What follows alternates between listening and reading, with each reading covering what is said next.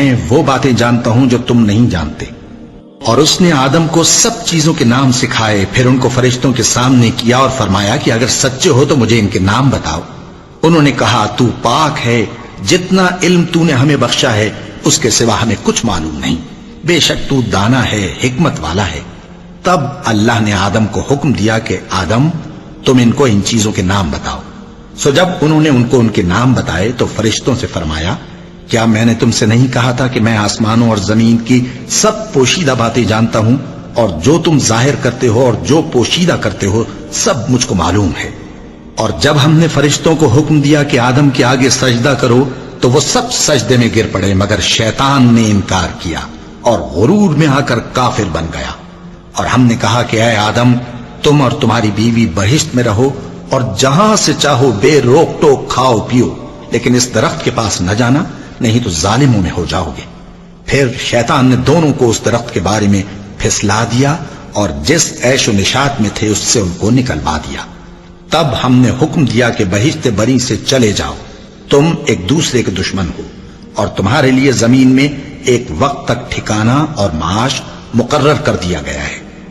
پھر آدم نے اپنے پروردگار سے کچھ کلمات سیکھے اور معافی مانگی تو اس نے ان کا قصور معاف کر دیا۔ بے شک وہ معاف کرنے والا ہے، بڑا مہربان ہے۔ ہم نے فرمایا کہ تم سب یہاں سے اتر جاؤ، جب تمہارے پاس میری طرف سے ہدایت پہنچے تو اس کی پیروی کرنا کہ جنہوں نے میری ہدایت کی پیروی کی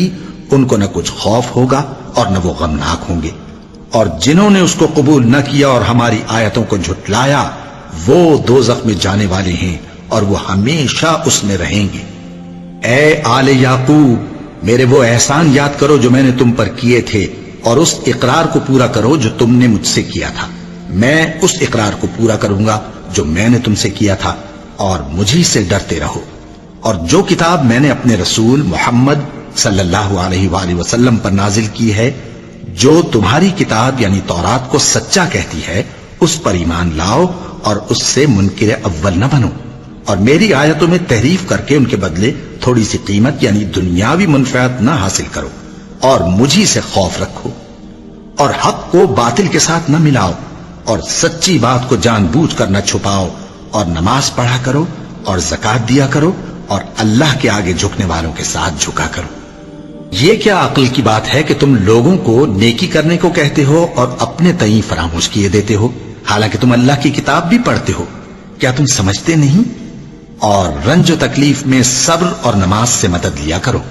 اور بے شک نماز گراں ہے مگر ان لوگوں پر گراں نہیں جو عجز کرنے والے ہیں